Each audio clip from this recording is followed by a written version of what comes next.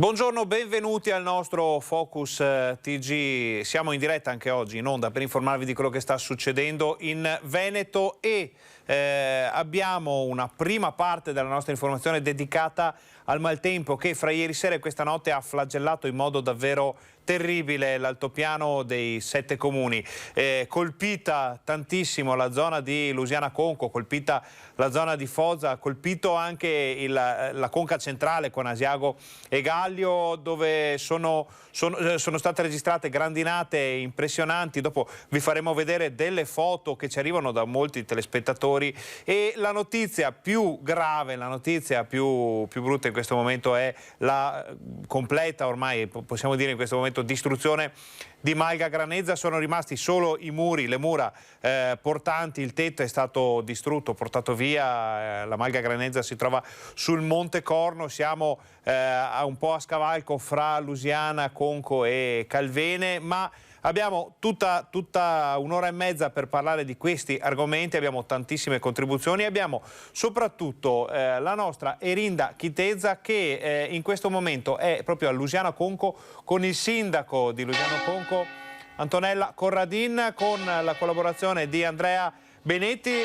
Suona mezzogiorno, quindi è la conferma che siamo in diretta. Magari continuo a parlare un po' io perché sennò non ci sentite. Aspettiamo le campane qualche istante. Durante l'intervista che faremo con il sindaco vi faremo vedere alcune immagini del disastro che è capitato in altopiano questa notte, quindi anche Alessandro Costacurta in regia ci aiuterà un po' a far vedere le prime immagini, poi la conta dei danni è ancora in corso. Allora andiamo subito a Lusiana Conco. Buongiorno Erinda, raccontaci quello che hai visto. Sì, buongiorno Ferdinando e buongiorno anche a tutti i nostri telespettatori. Questa mattina ci siamo recati sull'altopiano, siamo qui infatti a Lusiana Conco, presso la Malga Granezza siamo andati, adesso siamo in piazza Lusiana e abbiamo visto infatti una serie di alberi abbattuti, addirittura la malga è stata completamente scoperchiata, c'erano sassi e calcinacci ovunque, la protezione civile è intervenuta e anche i vigili del fuoco, inoltre anche gli animali alcuni animali sono stati uccisi. Insomma un dramma. Abbiamo parlato infatti con la proprietaria della malga che ha quasi sfiorato la tragedia, che vive in malga insieme alla sua famiglia, insieme ai suoi 2 figli ed è stata in grado di mettere in soccorso i figli. E come hai ben anticipato ci troviamo in questo momento insieme al sindaco di Lusiana, Antonella Corradin. Grazie sindaco per il suo tempo e grazie per averci ospitato qui in comune. Sindaco, queste situazioni, queste tempeste sono comuni qui in altopiano? No, assolutamente. La prima tempesta che noi ricordiamo così importante è stata Vaia, no? Quindi esattamente nel 2018, fine ottobre del 2018, e in quell'occasione questa stessa malga ha avuto dei danni importanti che sono poi stati ripristinati immediatamente perché era novembre e quindi ormai veniva avanti la stagione invernale attraverso gli operai della comunità montana. Il allora comune di Lusiana ha delegato appunto la comunità montana. Questa è una malga per noi molto importante, tutte le malghe sono importanti, però Malga Granezza, Pian di Granezza è proprio nella piana di Granezza, quindi in un luogo facilmente accessibile da tutti e diventa d'estate davvero un punto importante, un punto di ritrovo, benché sia una piccola malga, ma è per il demanio, il patrimonio civico dell'ex comune di Lusiana una malga molto importante. Per questo motivo ieri sera immediatamente la nostra Guardia Boschiva con i nostri operai e la protezione civile di Lusiana Conco sono intervenuti subito per intanto verificare la situazione e cercare anche di tranquillizzare un po' i malghesi perché loro vivono lì d'estate evidentemente. Per fortuna non c'è stato danno alle persone perché questa sarebbe stata davvero la cosa gravissima. Però la Malga ha effettivamente avuto moltissimi danni perché il tetto è completamente volato via. Per cui noi in questi giorni, già oggi, stanno facendo una ricognizione e già domani mattina sarà presente sul posto una squadra. Abbiamo chiesto alla comunità montana, all'Unione Montana di poter intervenire con i propri operai. Naturalmente faremo poi una delega dal punto di vista formale per l'esecuzione dei lavori, in modo che possano mettere intanto in sicurezza il tetto della casara, quella che è volato via, e già ripristinare anche la parte che riguarda lo stallone e quindi il posto dove si fa la sala mungitura, eccetera.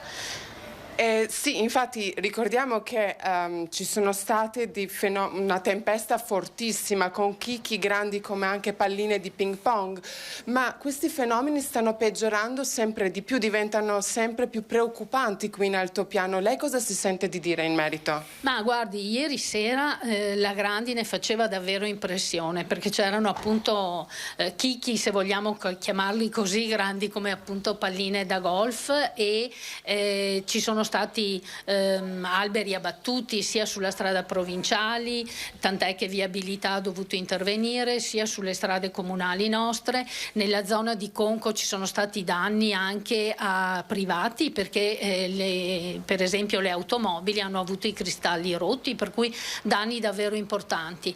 Che cosa dire? Allora guardi, noi stiamo provando ad analizzare un po' questi fenomeni e lo faremo, l'abbiamo fatto anche l'anno scorso, anche gli anni scorsi, dopo Vaia, no? Abbiamo cercato di collegare questi eventi che accadono qui da noi in particolare, cioè nelle fasce pedemontane, con i cambiamenti climatici.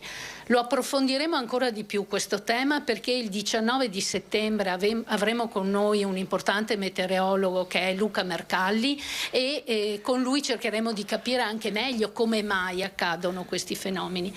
Tenga presente che ieri sera nella fascia collinare davanti all'altopiano, quindi davanti a Lusiana, cioè nella zona del Marosticense, c'era un continuo lancio di razzi proprio per rompere, no, come fanno loro, il temporale, e quindi per evitare la grandine.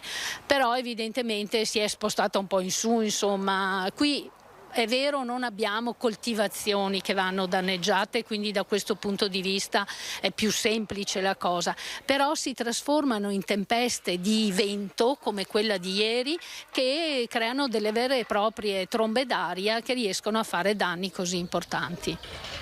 Certo, Ferdinando, se vuoi anche tu fare una domanda e intervenire in questo momento. Chiediamo al sindaco, volevo un po' un chiarimento anche per i nostri telespettatori. Il sistema delle malghe nell'altopiano dei 7 comuni, abbiamo qualche problema di audio forse? Mi confermate che... Non si sente più. Allora, abbiamo qualche piccolo problema di collegamento in audio. Allora, noi andiamo avanti con la nostra trasmissione, anzi facciamo una brevissima pausa pubblicitaria, poi torniamo con il collegamento in altopiano, perché abbiamo ancora molte foto, molti video da farvi vedere. State con noi, torniamo giusto fra un paio di minuti.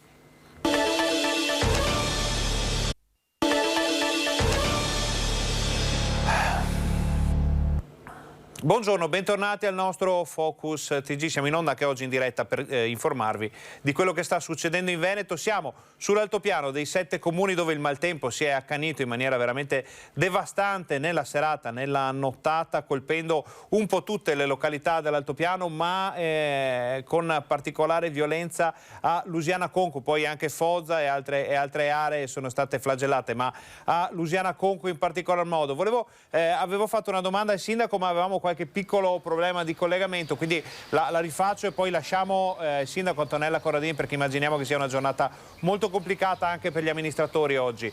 Il sistema delle maghe in altopiano funziona anche per Malga Granezza? È di proprietà comunale, data in gestione ai malghesi, oppure sono proprio proprietari loro dell'area? No. No.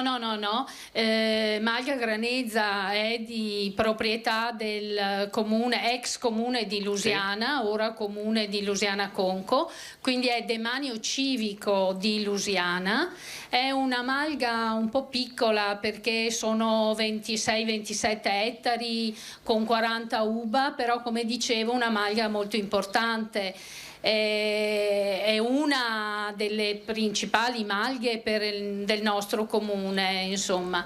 Noi ne abbiamo 4 nel territorio di Conco e 10 nel territorio di Lusiana, ex Lusiana, insomma sapete sì. Che siamo un comune risultato di una fusione, quindi mettiamo insieme anche questo.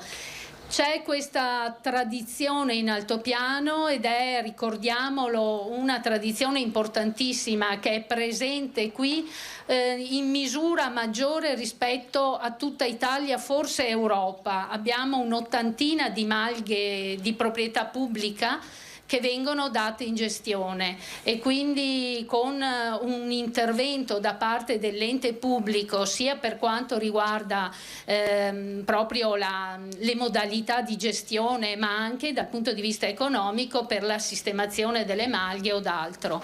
Malga Pian di Granezza è stata negli anni sistemata, adattata all'attività di agriturismo e la famiglia che ce l'ha in gestione da qualche anno lo fa davvero in modo encomiabile, per cui siamo particolarmente rattristati insomma di quanto è accaduto e già domani, come dicevo prima, già domani interverremo. Abbiamo attivato il COC come comune e anche chiesto lo stato di crisi, di calamità naturale, perché crediamo che sia assolutamente necessario poter intervenire meglio, insomma. Allora, noi ringraziamo Erinda Chitezza che con il sindaco Antonella Corradin ci ha raccontato queste prime fasi, ancora immaginiamo un po' sommarie per quanto riguarda le notizie di quello che è successo in altopiano nelle ultime ore. Ringraziamo Andrea Benetti per la parte tecnica. Erinda, naturalmente se ci sono notizie importanti o novità importanti da dare, non esitate a contattarci, le daremo in diretta qui durante il nostro Focus TG. Grazie, buon lavoro, buona giornata. Grazie Ferdinando. Torniamo in studio. Allora, queste sono proprio le prime parole ufficiali del sindaco di Lusiana Conco, Antonella Corradin, sul disastro che ha colpito questa notte questa parte dell'altopiano. Possiamo vedere ancora, grazie alla regia di Alessandro Costacurta, che cosa è successo. Vi facciamo un piccolo riassunto perché si fosse messo all'ascolto solo adesso. Un fortunale ha colpito l'altopiano dei 7 comuni con chicchi di grandine grandi come palline da golf e il maltempo si è accanito soprattutto sul Monte Corno. Questa è l'area del Monte Corno, questa è la malga, o quel che ne resta, Pian di Granezza, una piccola malga che però è stata scoperchiata, distrutta. Era un po' un punto di riferimento per tutta la zona, perché chi conosce l'area sa che ci si passa davanti con una strada molto comoda, molto raggiungibile. Le bestie in alpeggio pascolano proprio lì davanti, quindi è una zona particolarmente fortunata da questo punto di vista. Però ecco, la notte ha portato brutte notizie. Ci ha detto la nostra collega Erinda Chitezza che sono stati anche colpiti e uccisi animali dal maltempo, non sappiamo ancora se dalla grandinata o travolti dagli alberi caduti. E continuiamo adesso, andiamo avanti con anche alcune delle vostre immagini che ci avete mandato voi telespettatori ai numeri che vedete in sovraimpressione. Ecco, questa è quel che resta del tetto di Malga Granezza visto dall'altra parte. Qui c'è la stalla, la casera, diciamo, dove si fa il formaggio, dove si lavora il latte. Vediamo le vacche che pascolano ancora, ma insomma i danni sono chiaramente davvero immensi. Continuiamo a vedere alcune foto che ci arrivano sempre dalla zona, perché a questo punto io darei un po' di spazio. Ecco, questa è un'altra foto sempre di Malga Granezza che ci fa capire anche il fatto che probabilmente è una fortuna che nessuno sia rimasto ferito da questo disastro. Allora, adesso la prendiamo un po' più alla larga, questa vicenda del maltempo, e cominciamo a vedere un po' di foto che ci arrivano anche dai vigili del fuoco, perché i vigili del fuoco ci hanno mandato una nota pochi minuti fa dove ci dicono che sono stati circa 150 gli interventi dei pompieri impegnati dal tardo pomeriggio di ieri a questa mattina per il forte temporale che ha colpito le province di Verona e Vicenza. A Verona il dispositivo di soccorso e vigili del fuoco è stato addirittura rinforzato con il richiamo di personale libero dal servizio. Oltre 100 le operazioni di soccorso per taglio alberi e rimozione di oggetti pericolanti. Sono stati interessati maggiormente i comuni di Mozzecane, Villafranca, Verona, San Martino Bonalbergo. Passiamo al Vicentino, perché sono 50 gli interventi dei vigili del fuoco, anche con l'apporto delle squadre dei volontari di Recoaro Terme e Tiene per tagliorami, alberi e anche pali pericolosi. Vediamo anche un'altra foto che ci arriva sempre dai vigili del fuoco che ci fa capire la gravità della situazione. Pare che ci siano anche alcune case bloccate. Infatti è stato scoperchiato un tetto, come dicevamo prima, a Foggia, e ci sono alcune strade bloccate in località Montecorno, dove eravamo poco fa con la nostra Erinda Chitesa e Andrea Benetti, località Castelletto a Calvene, per la caduta di alcuni pini di notevoli dimensioni, quelle che stavamo vedendo poco fa, che hanno isolato appunto alcune abitazioni. Le zone maggiormente colpite sono quelle di Asiago, Gallio, Foggia, Schio, Rosà, Bassano del Grappa, Valle del Pasubio, Isola Vicentina e Vicenza. E adesso comincia una breve ma impressionante carrellata di immagini che ci arrivano. Alcune ce le avete mandate voi, altre ce le hanno mandate i colleghi, gli amici, scusate, di Meteo Bassano e Pedemontana del Grappa, che ci fanno capire la portata dell'evento di ieri sera. Vedete chicchi di grandine raccolti in mano, sono davvero impressionanti. Ancora altre foto che ci arrivano, questa l'abbiamo già vista. Ecco un altro chicco di grandine che ci fa capire un po' la portata di quello che è capitato nella serata di ieri. Adesso facciamo una breve parentesi, perché sospendiamo per qualche istante il tema maltempo e andiamo a Padova, dove c'è la nostra Valentina Visentin, già pronta in collegamento per raccontarci le ultime novità da Padova. Come sempre la modalità dei nostri collegamenti è molto rapida. Valentina ci racconterà quello che succede, poi vedremo altre notizie perché ne abbiamo davvero tantissime, poi torniamo a collegarci con Padova. Ma prima di sentire le novità chiediamo, Valentina, ci sono stati problemi con il maltempo nel Padovano? Fortunatamente nel Padovano non ci sono stati grossi problemi, ovviamente piogge ce ne sono state, non in tutto il territorio, ma a macchia di leopardo in alcuni comuni della provincia, più copiose e meno copiose, ma comunque l'importante è che non hanno provocato i danni che si sono invece registrati con il temporale che c'è stato a Padova la domenica pomeriggio e che ha provocato alcuni allagamenti nelle zone di Montà e di Tusegana. Ieri questo non è accaduto assolutamente. Valentina, quali sono le novità da Padova questa mattina?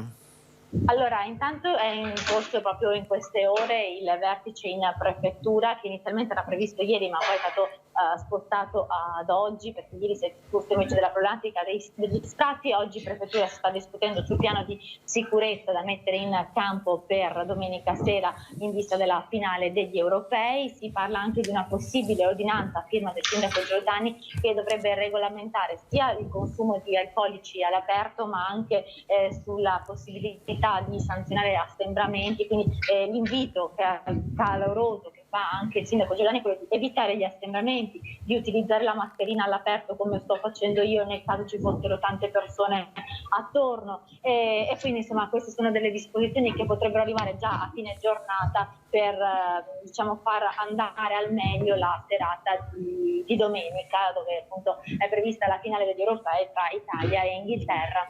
Allora, questi dettagli ce li stanno dicendo, ripetendo tutti i sindaci e gli amministratori. Attenzione attenzione, sì, sarà una bella partita, sarà una festa, speriamo con tutta la scaramanzia del caso di poter anche festeggiare al termine, però con la massima attenzione. Adesso noi chiediamo a Valentina di aspettarci un attimo perché abbiamo alcune notizie di cronaca, una sorta di rullo di cronaca che ci arriva dalle nostre varie redazioni. Chiedo ad Alessandro Costacurta di farci vedere ad esempio le immagini dell'incidente avvenuto questa mattina lungo la statale 14 Treviso Mare nei pressi della rotonda di Caposilea Musile di Piave, appunto per lo scontro tra un furgone pick-up della disinfestazione e un camion carico di cemento. Una persona è deceduta, 2 i feriti gravi. I pompieri sono arrivati da San Donà e Treviso con l'autogru, hanno messo in sicurezza i mezzi ed estratto dal furgone il conducente. Purtroppo il medico del SUEM non ha potuto fare altro che dichiarare la morte dell'uomo. È stato estratto dalla cabina del camion anche l'autista che era rimasto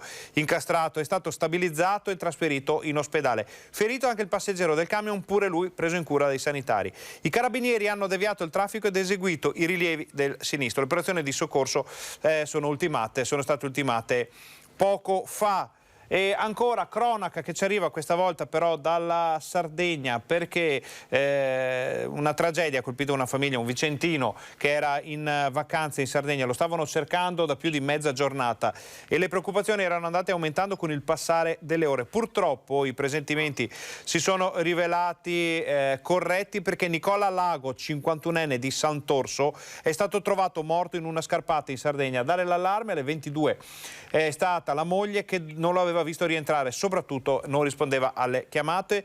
Verso le 15, tramite la localizzazione del cellulare, è stata individuata un'area nella zona di Sassari. Sono partite le ricerche coordinate dei vigili del fuoco e dei carabinieri. Il corpo di Nicola Lago è stato trovato sul ciglio di una strada sterrata molto impervia. È tutto da capire cosa sia successo. Pare che sia caduto rovinosamente a terra in una strada utilizzata per gare di motocross e rally, quindi anche qui sarà da capire, da approfondire quello che è successo. Torniamo da Valentina Visentin per capire intanto se ci sono notizie di cronaca da Padova e di cosa parleremo nei nostri telegiornali di questa sera. Abbiamo giusto un paio di minuti, Valentina, per queste anticipazioni.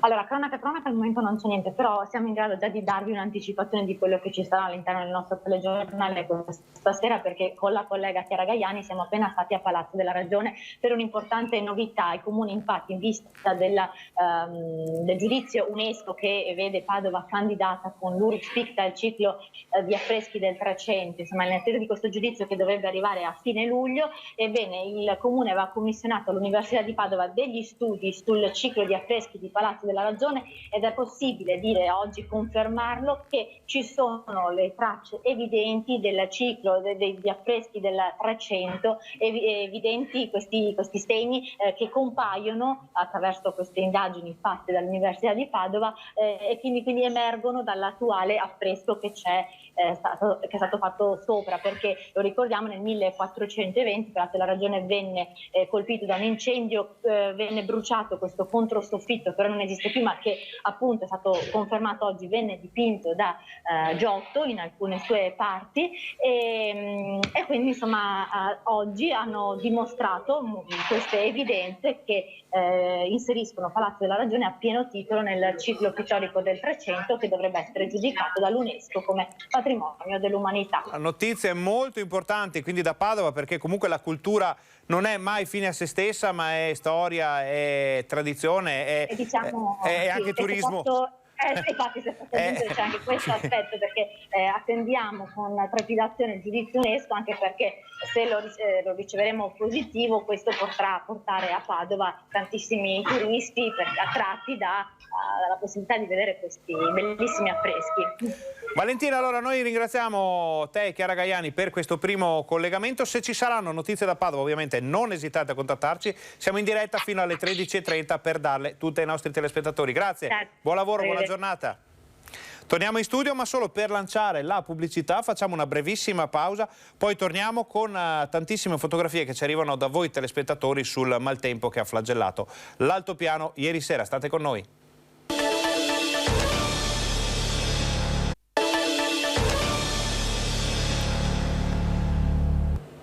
Buongiorno, bentornati al Focus TG. Siamo anche oggi in diretta in onda per informarvi di quello che sta succedendo in Veneto. Abbiamo visto le immagini veramente paurose del maltempo che ha colpito l'altopiano di 7 comuni, poi ci torniamo con tantissime immagini che ci state mandando anche voi telespettatori. Adesso però voltiamo pagina per un argomento decisamente diverso, perché abbiamo avvicinato il governatore del Veneto Luca Zaia a Conegliano durante la presentazione del candidato sindaco di Lega Fratelli d'Italia Pietro Garbellotto, patron dell'Imoco Volley. Zaia che in questi giorni abbiamo visto non fa la conferenza stampa quotidiana, la situazione è tale da non richiedere comunicazioni di servizio quotidiane, però ha fatto un po' il punto della situazione parlando di molti temi di questo periodo. Sentiamo. Parliamo anche di questa, diciamo così, questa curva dei contagi che si è fermata, la caduta, e c'è una leggera risalita. È preoccupato? Noi dobbiamo sapere che la variante Delta comunque diventerà endemica, cioè sarà d'ampia diffusione. Dobbiamo sapere anche che i giovani probabilmente diventeranno, coloro che si infetteranno diventeranno degli asintomatici, quindi non avranno guai, ma il vero problema quale sarà? Se vanno a casa hanno un genitore o hanno un nonno o un parente, diciamo, adulto o anziano che non è vaccinato, quindi l'appello alla vaccinazione proprio per prevenire, perché l'ospedalizzazione non c'è, nel vaccinato non c'è.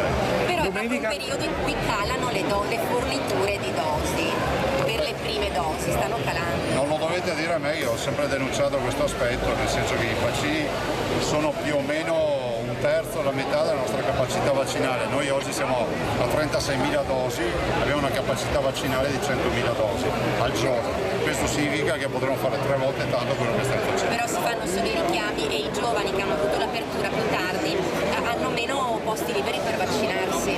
Questo è uno dei problemi. La verità è che ci vorrebbero più vaccini, la verità è che non dovevano firmare quel contratto europeo che è altamente vincolante. Io avevo tentato di proporre l'acquisto diretto, ma mi hanno detto che così non si fa, adesso vedete i risultati. Il prefetto di Treviso vieta i maxi schermi e le televisioni in piazza per la finale dell'Italia. Bene o male? Io dico che se c'è il distanziamento e c'è il rispetto delle regole si può fare tutto. La verità è che abbiamo visto delle immagini raccapriccianti, abbiamo visto disgiochi in piazza. Penso che poi ce li troviamo i contagi sempre in ospedale, poi è inutile fare i filosofi della pandemia quando abbiamo gli ospedali pieni. Gli ospedali si riempiono perché poi c'è una diffusione del contagio che passa attraverso il non rispetto delle regole.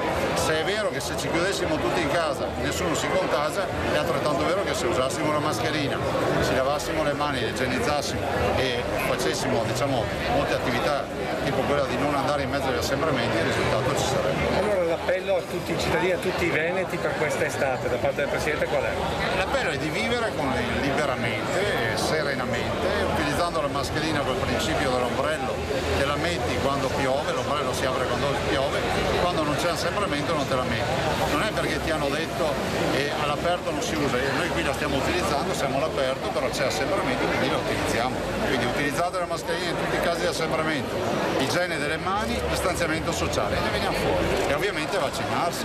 Noi non ricoveriamo pazienti in variante Delta vaccinati, questo lo devono sapere tutti. Tornando allo scenario di Conegliano, lei prima ha parlato di candidato, anzi di sindaco sceriffo per la città. La sicurezza quindi secondo lei è il primo problema di Conegliano? È uno dei grandi problemi, se pensa che abbiamo delle aree come questo shopping center, quindi Piero Garbellotto ha fatto bene a scegliere questo centro per lanciare la sua campagna, piuttosto che Corte delle Rose, che sono di fatto ormai presidio di gente che sta lì tutto il giorno, non sappiamo di cosa vivono, e è logico che un sindaco deve porsi questo problema, anche perché non possiamo accettare che ci siano aree degradate in generale in una comunità e in particolar modo nelle zone centrali, perché questa è un'ulteriore dimostrazione che il degrado sta guadagnando spazi in città. Secondo lei le doti di imprenditore e di dirigente sportivo di Piero Garbellotto potranno riuscire a risollevare le sorti di Conegliano? Assolutamente sì, ne sono convintissimo, guardate, è come se mi avessero portato sopra la scrivania il pedigree di Varenne, ha vinto tutto. Queste erano le dichiarazioni del governatore Luca Zaia. Allora, adesso vediamo alcune delle foto che ci avete inviato voi del maltempo. Per esempio ne vediamo una che dovrebbe arrivare da Foggia, che ci ha inviato un nostro telespettatore pochi minuti fa, e anche qui ci si rende conto decisamente delle dimensioni della grandine che è scesa in altopiano. Resta da capire se ci siano stati poi davvero problemi con gli allevamenti, perché sappiamo che l'agricoltura non è presente in modo limitato, però ci sono coltivazioni di pregio. Poi c'è un altro telespettatore che ci dice che ieri sera ad Asiago alle 19:30 andava così, e non è decisamente un bel vedere. Vediamo queste immagini, sempre con la regia di Alessandro Costacurta. Pioggia, grandine, temperature bassissime, rami e foglie che cadono un po' dappertutto, e vediamo il fondo imbiancato. Adesso ne vediamo anche un'altra che ci è stata fornita. Vediamo allora, perché qui arriva molto materiale. Allora andiamo un attimo via dalle immagini di voi telespettatori, vediamo, in attesa perché poi abbiamo anche un ospite con cui probabilmente parleremo di maltempo. Queste sono le immagini del centro di Asiago che ci sono state cortesemente fornite dagli amici di 7 Comuni Online, che erano presenti sul posto. Sembra una nevicata invernale, e invece no, decisamente non è una nevicata invernale. Questa è la famosa grandine fina che è scesa con grandissima violenza anche su Asiago. Vediamo una situazione davvero complicata per il centro cittadino di Asiago, ma sappiamo che anche Gallio e anche gli altri comuni dell'altopiano sono stati colpiti, e vediamo, allora noi sappiamo che dovrebbe arrivare fra pochi istanti anche un ospite in studio. Intanto continuiamo a vedere queste immagini proprio impressionanti, e questo è, usciamo pure dal video con la regia di Alessandro Costacurta. Allora abbiamo un ospite in studio. Questo è il nostro telegiornale ibrido, come si suol dire, che passa un po' dalla cronaca all'attualità, alla politica, e abbiamo ospite qui con noi l'onorevole Germano Rachella, sindaco di Cartigliano, che ci ha promesso che ogni settimana, o comunque a cadenza più regolare possibile, vedo che fa già l'espressione di chi dice nego tutto, verrà a trovarci in studio un po' per ragguagliarci e raccontare anche a voi telespettatori che cosa si fa a Roma, perché i nostri rappresentanti dei veneti in Parlamento sono tanti. A volte capita che non si capisca bene che cosa succede nei palazzi romani. Noi abbiamo qui l'onorevole che ce lo racconta. Allora, onorevole, abbiamo un minuto prima di andare in pubblicità. Tanto la ringraziamo per essere qui con noi. Grazie a voi e buongiorno a tutti. Onorevole, è un momento un po' complicato questo per i veneti, fra varianti, maltempo, situazioni contingenti, quello che si trascina con sé la crisi partita con il coronavirus. Che cosa le chiedono i suoi cittadini in questo momento? Beh, naturalmente i nostri cittadini ci chiedono come sempre aiuto e concretezza. Come diceva poc'anzi lei, a Roma stiamo lavorando, e queste sono 3 settimane che stiamo dando il tutto di noi stessi per il decreto Sostegni bis, un momento molto importante non solo per il Veneto ma per tutti gli italiani, anche perché saranno fatte delle scelte appunto importanti in merito al Covid, a questa crisi pandemica. Abbiamo famiglie, aziende che hanno bisogno di essere aiutate, e noi stiamo appunto lavorando per riuscire ad accontentare più gente possibile. Di questo parleremo fra pochissimo con l'onorevole Germano Rachella, nostro ospite in studio. Parleremo anche di maltempo, perché abbiamo ancora tantissime immagini, foto del disastro capitato ieri sera sull'altopiano, e non solo sull'altopiano, quindi state con noi, torniamo fra pochissimo.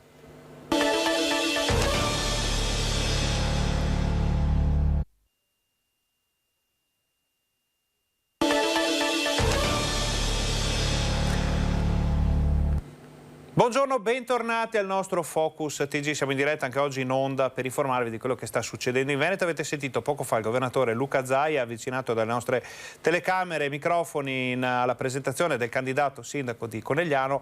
Ha detto con le varianti insomma dovremo convivere, diventeranno endemiche e soprattutto il rischio è quello che chi può entrare in contatto con il virus, vaccinato o meno, ne diventi portatore. Quindi l'attenzione deve essere massima, perché poi gli asintomatici potrebbero creare effettivamente qualche problema. Ovviamente tutto questo si risolve con una vaccinazione più ampia possibile, vaccinazione che riguarda non solo come si può dire, la popolazione, tutti quanti, ma fanno parte ovviamente della popolazione anche i sindaci. Abbiamo qui l'onorevole Racchella, che sappiamo essere arrivato proprio poco fa dal vaccino. Sì, appena fatta la seconda dose, per ora tutto bene, speriamo di tener duro. E incrociamo le dita. Incrociamo le dita, sì.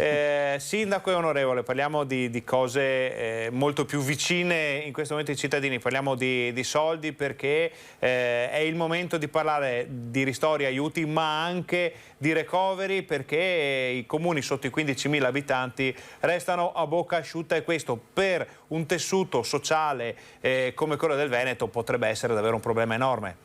Sì, a tal proposito, non più tardi di 3 settimane fa ho depositato un'interrogazione, appunto perché hanno escluso i comuni sotto i 15.000 abitanti dai contributi per la rigenerazione urbana.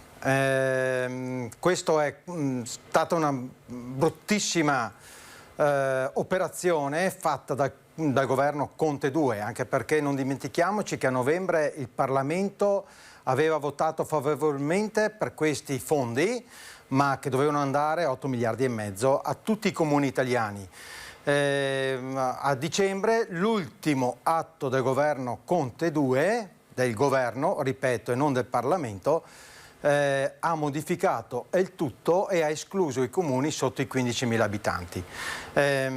Posso capire che le grandi città, le grandi metropoli hanno dei posti da rigenerare, ma anche noi piccoli comuni abbiamo dei luoghi da risistemare, da mettere a posto, e le risorse dei nostri piccoli comuni sono sempre minori. Dunque mi auguro che la battaglia che stiamo facendo come parlamentari, perché ricordo che tutti i parlamentari veneti l'hanno sottoscritta questa interrogazione, e l'ANCI stesso l'ha sposata. Infatti abbiamo fatto la manifestazione giovedì a Roma, proprio in merito anche mercoledì, scusate, a Roma, in merito anche a questa tematica. Il governo cambi idea e venga modificata questa norma.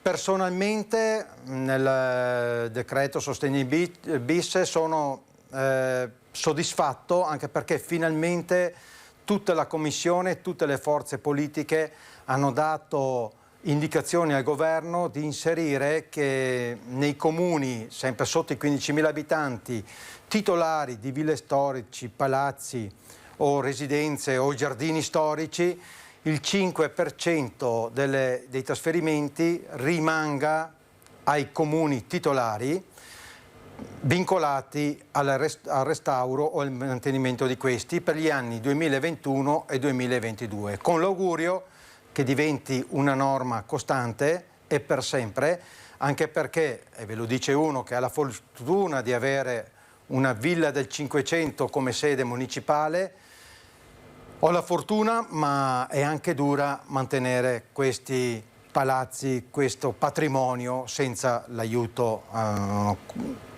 concreto da parte del governo. Possiamo dire, Sindaco, che dei comuni del Veneto, insomma tantissimi, un numero veramente enorme, hanno la fortuna e la sfortuna di avere un patrimonio architettonico, artistico, culturale difficilmente riscontrabile in tutte le regioni d'Italia. Quindi ci sono comuni come Cartigliano, che fa meno di 4.000 abitanti, ci pare di ricordare a naso, che si trova a dover gestire una villa bellissima, ma le difficoltà sono enormi. Pensiamo a tutti i piccoli comuni, e i telespettatori che ci seguono da casa possono fare mente locale guardando fuori dalla finestra, avranno sicuramente un castello, una villa, le vestigia della storia in Veneto, e diventa davvero davvero complicato da gestire. Tra l'altro ho sotto mano la lista dei comuni vicentini, che sono 114 mi pare, sì, sono 114, e quelli sopra i 15.000 abitanti sono pochissimi, sono Vicenza, Bassano, Schio, Valdagno, Arzignano, Tiene, Montecchio, Lonigo e poi c'è Cassola, che oppure Cassola, sappiamo che forse Cassola, Romano stanno salendo, comunque si guarderà ai numeri sicuramente non attuali ma di qualche mese fa, quindi vuol dire che 112 comuni sono sotto i 15.000 abitanti, e aver fatto una scelta di questo genere vuol dire andare a colpire davvero in modo imbarazzante la gran parte di quelli che sono i piccoli comuni del Veneto. Sì, e non solo del Veneto, che mi sembra sono all'incirca sul 90%, e in Italia sono il 70%, mi sembra sotto i 15.000 abitanti. Ma naturalmente la difficoltà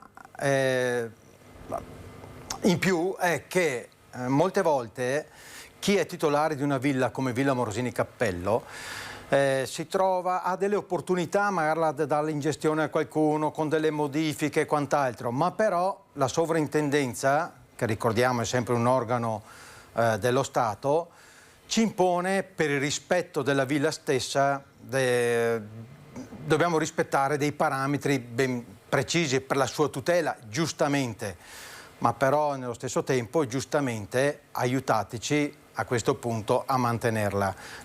Ripeto, io lo dico sempre, Cartigliano vive per la Villa Morosini Cappello, ma la Villa Morosini Cappello per ora vive solo per i cartiglianesi. Certo. Dunque, oltre a ringraziare i miei concittadini attuali e chi prima di me e i cittadini, i nostri avi, deve veramente il governo darci una mano per tutelare questo patrimonio artistico. Siamo fortunati, l'Italia è un paese fortunato, ha il 70% dei beni culturali del mondo, ma non tutti i paesi italiani, città italiane sono come Roma o come Firenze.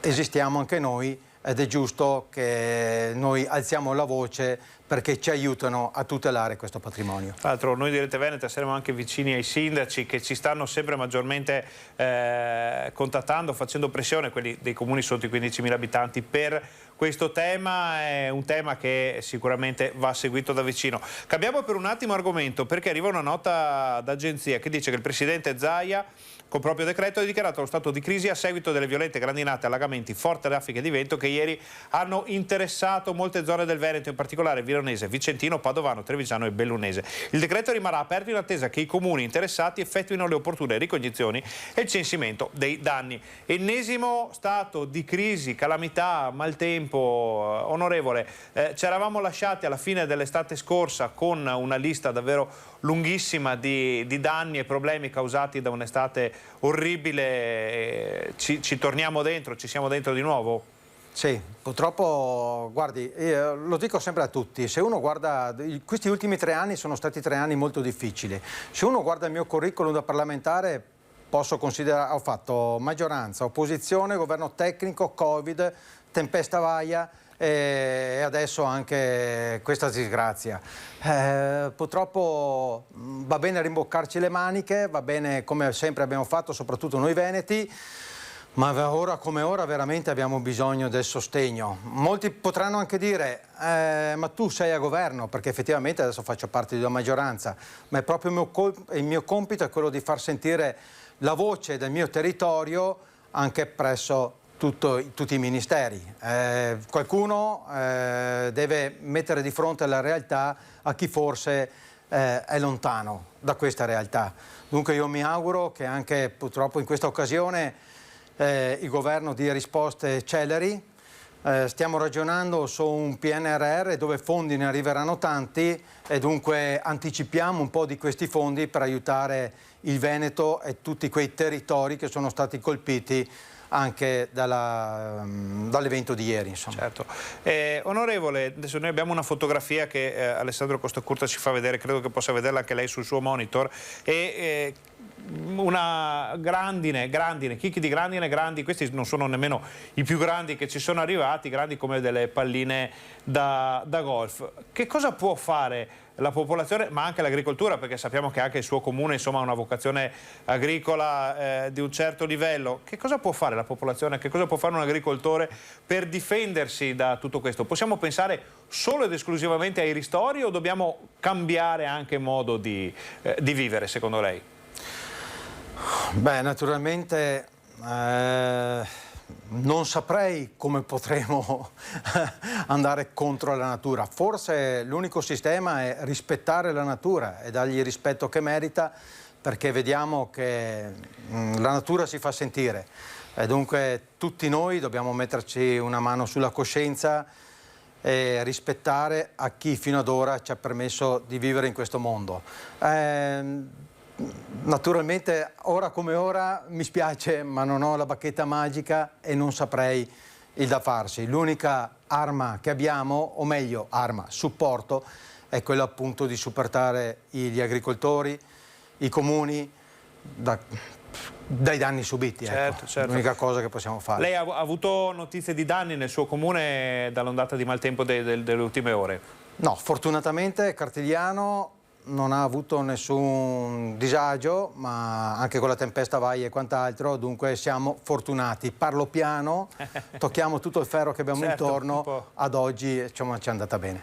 Le chiedo anche le faccio una domanda su una manifestazione che si è svolta ieri a Venezia, alla quale ha partecipato anche il presidente Luca Zaia, perché gli agricoltori vessati, abbiamo visto già dal maltempo, dalla cimice asiatica, da tantissime altre situazioni, si trovano in molte parti del Veneto, compresa in alcune situazioni anche la Pedemontana, a dover gestire gli animali selvatici. In primo luogo i due grandi temi sono quelli dei cinghiali e quelli dei grandi carnivori. A Roma se ne sta parlando di questo?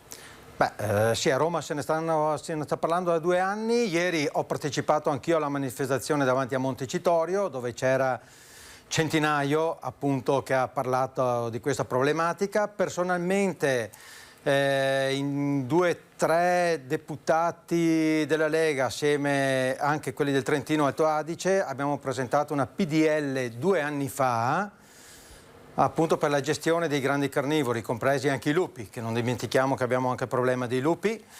Poi è cambiato il governo e si sa quando che si cambia un governo bisogna ripartire sempre da zero. Comunque la riprenderemo in mano e la ridepositeremo per vedere se riusciamo a dare, magari in collaborazione anche con la Regione Veneto, che è sempre stata molto attenta a questa tematica, una soluzione definitiva. È un problema che si deve risolvere. Posso capire l'animalista che deve tutelare l'animale, ma eventualmente la salvaguardia anche dei nostri territori, la salvaguardia delle nostre culture, la salvaguardia di noi stessi, per la salvaguardia appunto di tutto questo non possiamo metterci le briglie come gli asini, ma dobbiamo prendere una decisione al più presto. Allora, onorevole, siamo in chiusura di questa fase della nostra informazione, poi la lasciamo andare perché sappiamo che ha molti impegni istituzionali, sono comunque il suo doppio ruolo di sindaco e di onorevole le impone un po' dei ritmi serrati. Volevo proprio capire questo doppio ruolo di onorevole e sindaco, come riesce a conciliarlo quotidianamente? Guardi, lo dico spesso, io ho iniziato a fare l'onorevole da quando sono ritornato a fare il sindaco, anche perché non nego che a Roma molte volte si sfugge dalla realtà delle cose. Facendo il sindaco, e ho la fortuna di fare il sindaco di un comune di 4.000 abitanti, mi permette di portare veramente a Roma i problemi concreti. E non nego che ho molti sindaci che mi scrivono, che mi ringraziano per quello che stiamo facendo e soprattutto perché portiamo l'ABC del territorio, problemi reali. Per noi sindaci non parliamo di miliardi di euro come magari a Roma si fa, ma 10.000 euro, 20.000 euro sono vitali per il proprio territorio. Allora, sindaco Racchella, tanto grazie per essere venuto qui con noi oggi. Grazie a voi. E alla prossima. Noi ci segniamo tutte le cose di cui ci ha parlato l'onorevole, le approfondiremo, le porteremo avanti, poi faremo un po' come si può dire, un riassunto e soprattutto il punto della situazione fra una settimana, 2 settimane, 3 settimane, no dal fazzoletto, vediamo come sta andando, quindi anche i telespettatori che volessero porre per le prossime settimane una domanda al nostro ospite, noi siamo sempre disponibili e sappiamo che l'onorevole Germano Racchella non si sottrae mai al confronto, soprattutto con i cittadini. Anche perché, come lo dicevo ai miei colleghi sindaci, se avete un problema mi fate un piacere, perché così riesco ad entrare nei meandri della politica romana, negli uffici dei ministeri e imparo a fare il deputato. Grazie ancora e grazie anche per questa puntualizzazione che ci dà la misura dell'ospite che abbiamo avuto. Grazie a voi e buona giornata. Noi torniamo in studio, però lanciamo rapidamente la pubblicità, torniamo fra pochissimo, abbiamo ancora mezz'ora da stare insieme, state con noi.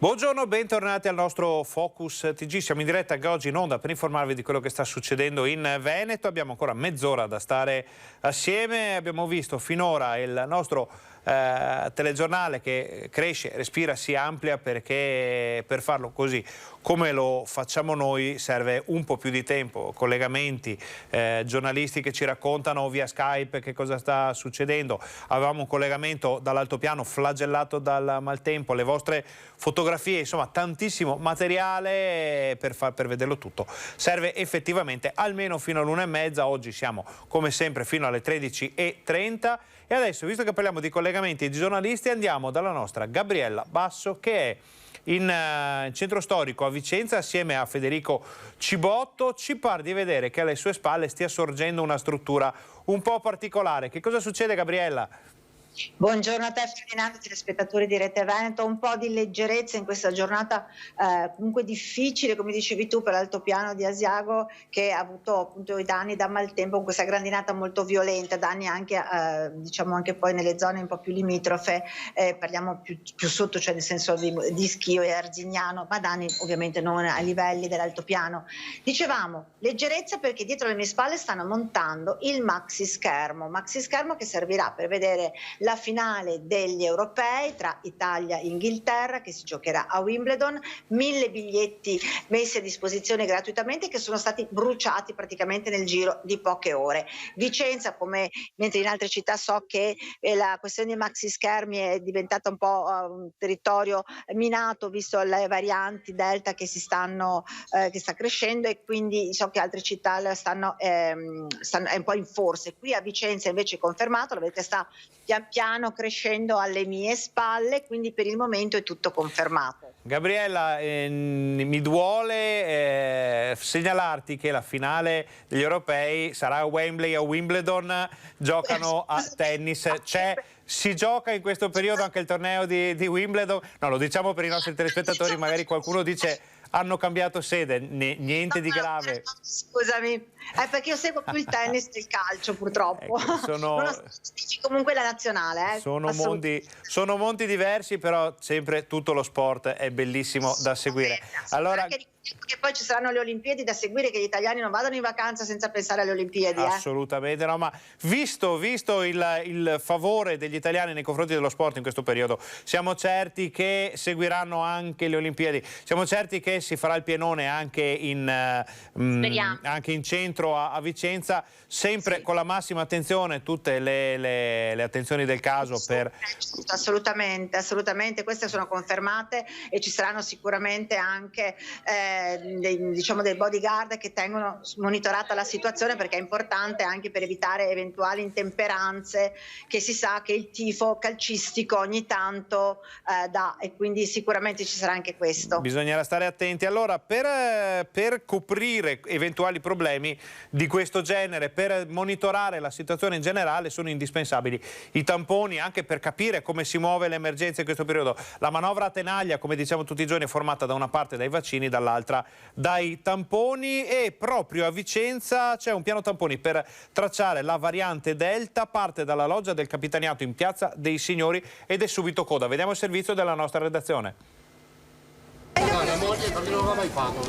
Allora signora, prego. Io cosa ho già fatto perché stavo a Si fermano, chiedono informazioni e poi fanno il tampone. È un continuo via vai di gente alla loggia del Capitaniato a Vicenza, di vicentini e non solo, che approfittano dell'iniziativa del piano tamponi che mira ad individuare l'eventuale presenza di variante Delta tra la popolazione. Oggi e per tutti i giovedì di luglio saremo qui in piazza, mentre domani pomeriggio, verosimilmente anche gli altri venerdì pomeriggio, saremo all'emisfero Cattane.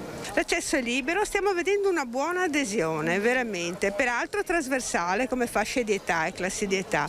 Partecipano persone vaccinate e non vaccinate, non c'è alcun problema a riguardo e mira semplicemente ad avere appunto un dato oggettivo di quello che è lo stato di salute della nostra popolazione. Il tampone che viene fatto è quello molecolare con esito entro le 24-48 ore, responso che poi il cittadino potrà avere dal suo medico di base o anche attraverso le varie app da Io ad Immuni. Al lavoro l'equipe infermieristica delle cure primarie del distretto est, misurazione della temperatura, igienizzazione e poi la semplice parte burocratica ed infine il tampone. Pochi minuti e poi si può uscire. Nel primo giorno, nel giro di poco più di 4 ore, sono stati fatti circa 200 tamponi.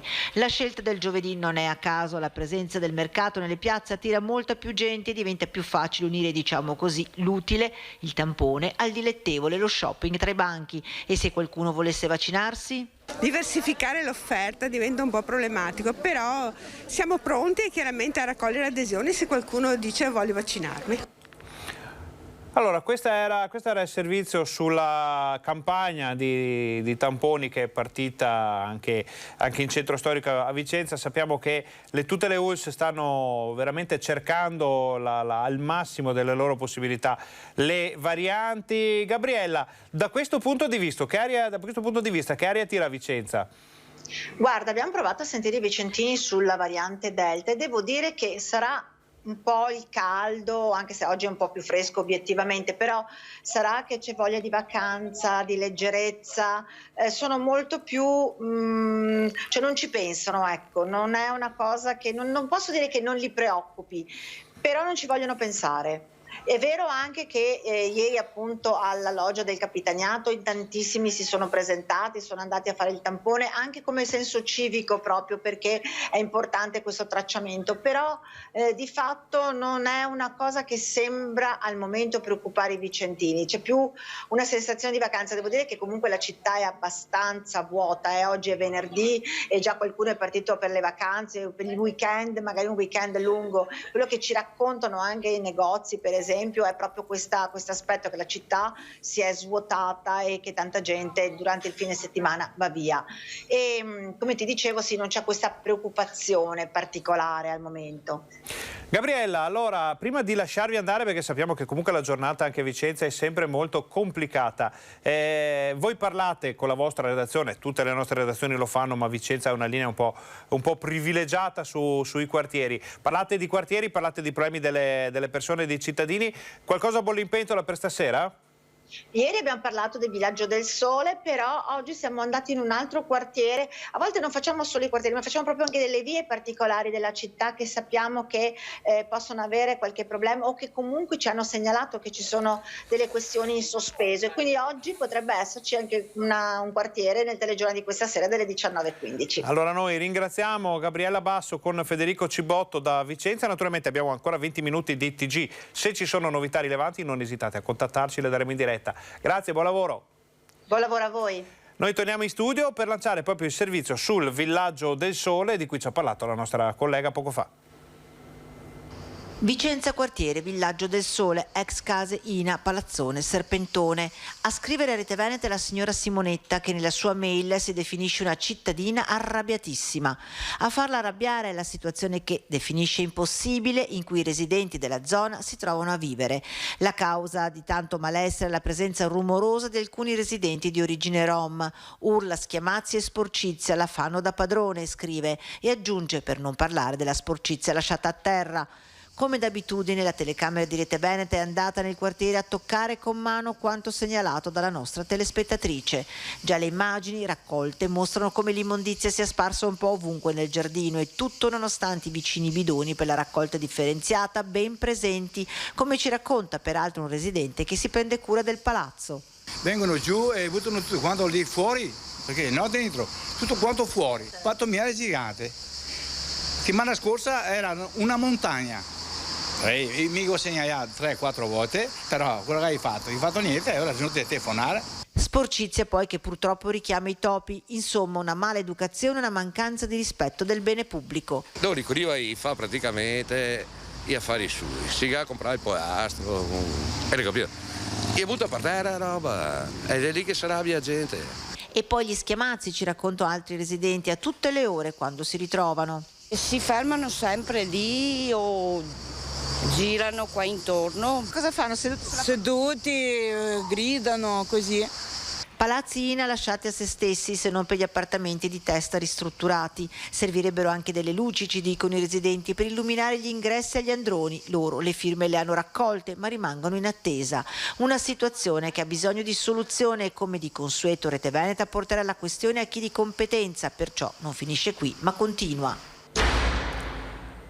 Il timbro continua, vuol dire che la nostra redazione se ne sta occupando, si raccoglie il materiale, lo si porta all'attenzione del sindaco, di un assessore, di chi di dovere, e poi si cerca di risolvere, sarebbe anche troppo, di dare una mano per capire che cosa fare e come farlo. Quindi continuate a segnalarci, arrivano davvero tantissime segnalazioni di tutti i generi, c'è chi ci segnala degrado, il pattume, strade sconnesse, problemi anche più gravi, problemi di ordine pubblico, di droga, di schiamazzi a volte, quindi tutto quello che può rappresentare una segnalazione che non riuscite a far arrivare alle persone che governano il vostro comune, insomma fatecele arrivare, noi ne parleremo e le approfondiremo. Torniamo a vedere qualche immagine di quelle che arrivano dal nostro numero che vedete in sovrimpressione, perché un nostro telespettatore di Breganze ci fa vedere questa foto. Se volete anche firmarvi, dirci come vi chiamate, noi volentieri vi citeremo. Questa è una foto del fronte temporalesco di ieri sera sopra Breganze. Immaginate poi, una volta che si è messo in movimento tutto ciò, che cosa può aver fatto. Torniamo in studio per vedere ancora fotografie, sempre con la regia di Alessandro Costacurta. Allora, questo è via Pilastro a Lusiana, vediamo, ecco, via Pilastro a Lusiana, vediamo decisamente è la nuvola di prima che si è mossa, la conformazione è anche molto simile ed è facile capire poi come abbia fatto a fare tutti quei danni in altopiano. Vediamo se abbiamo ancora fotografie. Eccolo qua, questa è decisamente impressionante sia per il volume, per il colore, per la distanza dal suolo.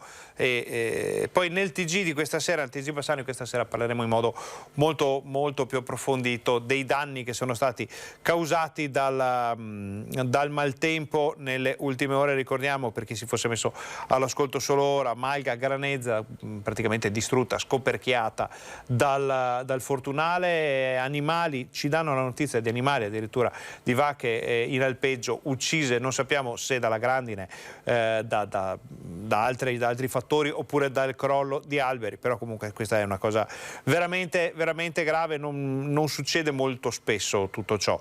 Allora andiamo avanti con la cronaca, perché in provincia c'è stato un raid di furti, 5 colpi nel giro di poche ore.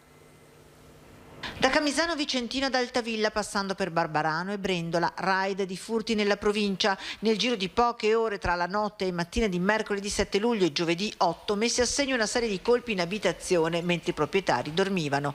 Potrebbe essere opera della stessa banda, indagano i carabinieri. A Camisano i ladri hanno colpito tra l'una di notte e le 6:30 del mattino con i proprietari a letto, messi a soqquadro armadi e cassetti per un bottino di 1.600 euro in contanti. Sempre la notte, ma questa volta ad Altavilla, i ladri con il proprietario in casa sono riusciti a portare via 2.500 euro in contanti preziosi da quantificare, carte di credito e documenti.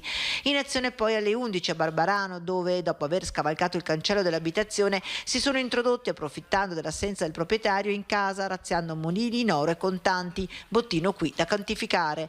A Brendola le vittime sono una coppia di pensionati che a causa del caldo hanno lasciato la finestra aperta, consentendo ai malviventi di entrare ed arraffare rapidamente 3.600 euro in contanti e preziosi per un valore di 5.000 euro.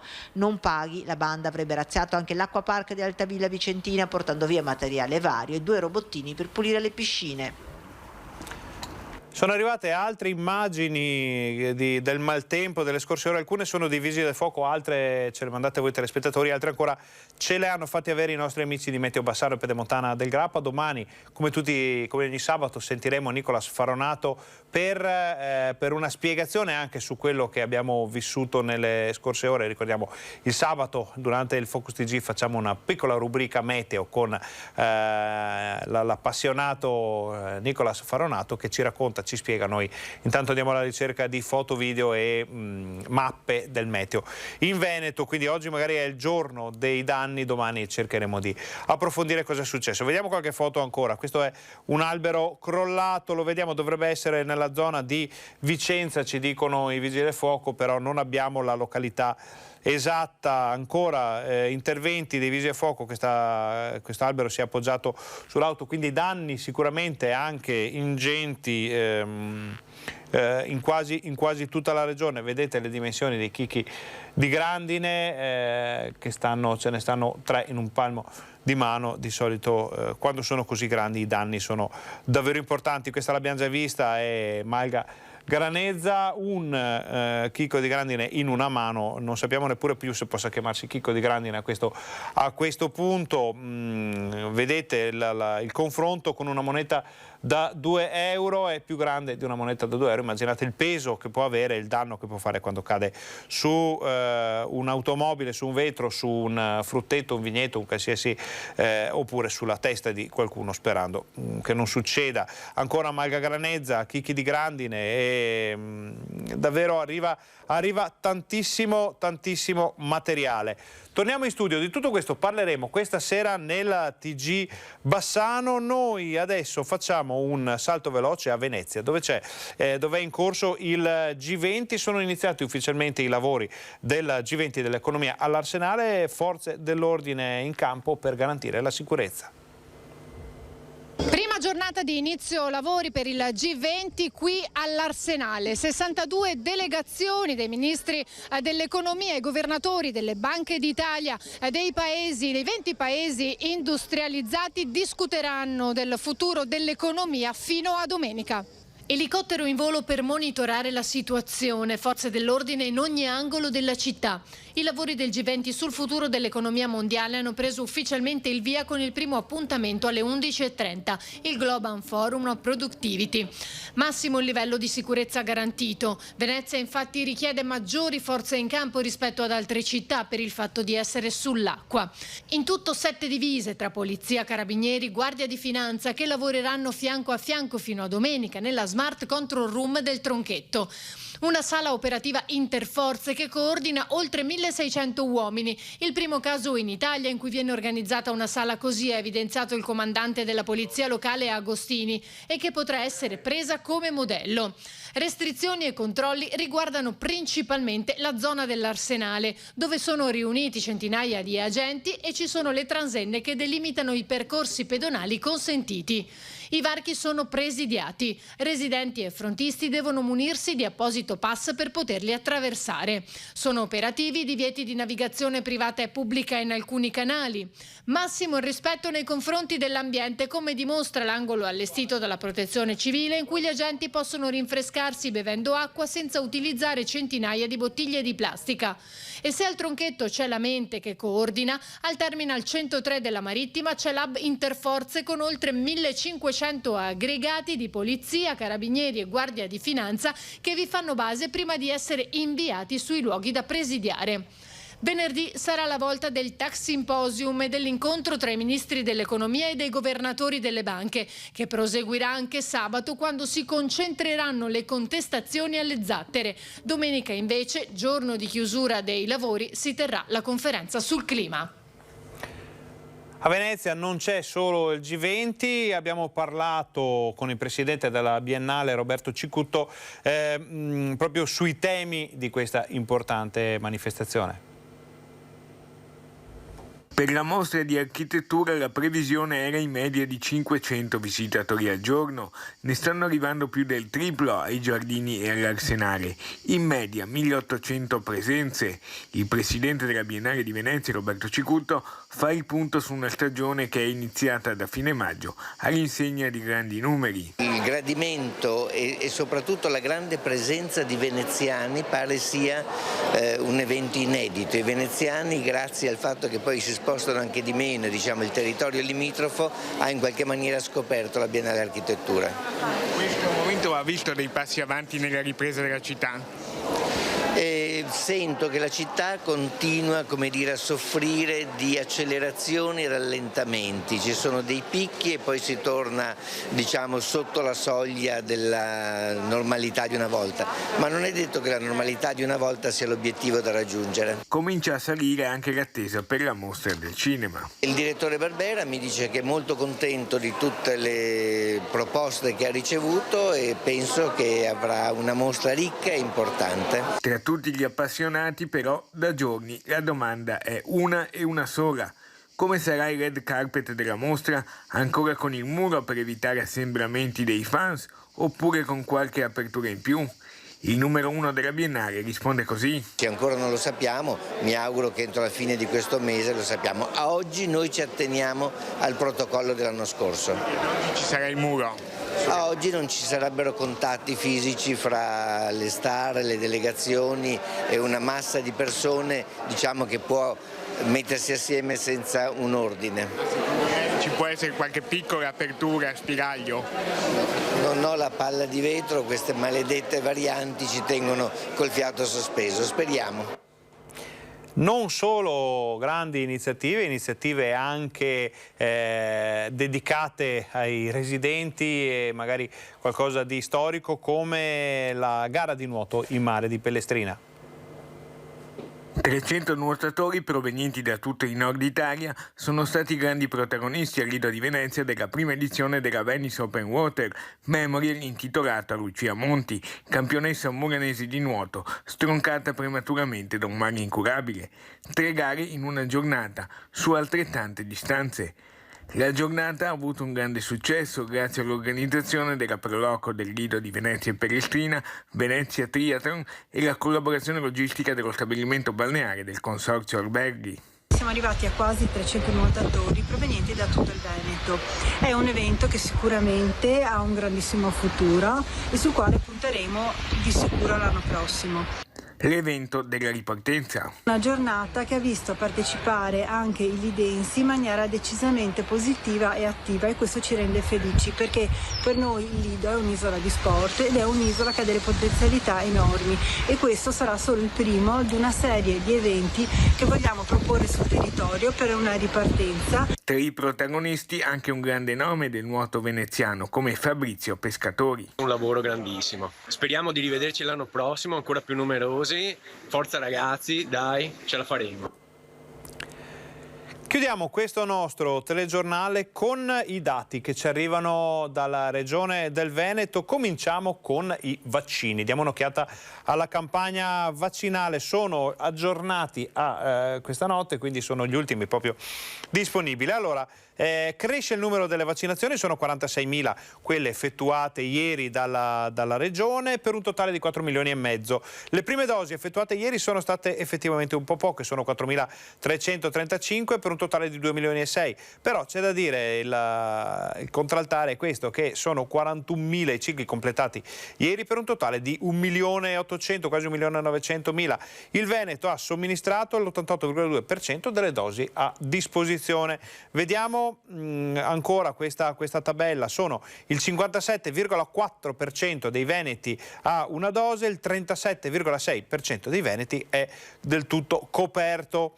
Ancora, questo è importante perché ci fa capire più o meno La copertura per fasce di età, vediamo che sono gli over 60 ormai sono abbastanza ben coperti in Veneto con almeno una dose, addirittura il 96,5% degli over 80, la media il totale scusate del 63,7% e questo è per quanto riguarda la prima dose. Per quanto riguarda il vaccino completo siamo un po' a rilento naturalmente fino ai 60, poi dai 70 in su la copertura è buona e c'è da dire anche che è buona la copertura anche per i disabili vulnerabili, vedete le percentuali di copertura sia per la prima dose che per il ciclo completo. Stiamo correndo verso le 300.000 inoculazioni anche questa settimana, alla data di ieri, quindi dell'8 eravamo già a 161.000, è plausibile che si tocchi anche questa settimana quota 300.000 che è molto molto importante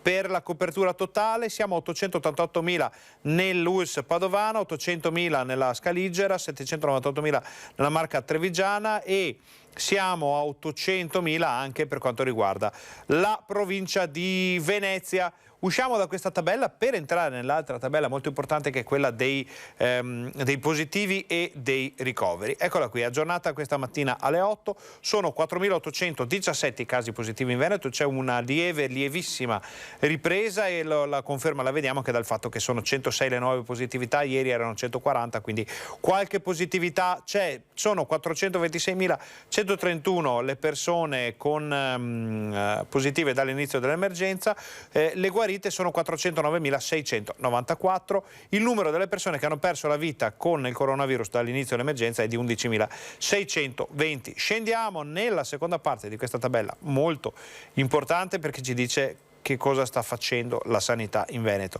Sono 232 le persone ricoverate, di cui 191 guarite, 41 ancora positive, parliamo di area non critica, sono 14 le persone ricoverate in terapia intensiva, di cui 8 negative, 6 ancora positive. La differenza rispetto a ieri è di il bilancio è positivo di un'unità in area non critica, sostanzialmente invariato per quanto riguarda la terapia intensiva, ancora e fortunatamente e vogliamo dire finalmente 0 decessi, nessun decesso che va ad aggiungersi alla conta nei giorni scorsi. Questa era l'ultima tabella del nostro TG, del nostro Focus TG. Vi ringraziamo per essere stati con noi, ringraziamo Alessandro Costacurta in regia, ringraziamo anche tutti i nostri colleghi che ci hanno aiutato con informazioni dirette, Skype e anche dall'altopiano con il disastro che è capitato fra Lusiana Conco, poi anche tutto il resto della zona dei 7 comuni. Lo vediamo nel TG Bassano di questa sera con tutte le interviste e gli approfondimenti del caso. Ringraziamo anche voi telespettatori perché ci avete mandato tantissime immagini, tanti video molto molto interessanti e ci rivediamo questa sera. Buon pomeriggio.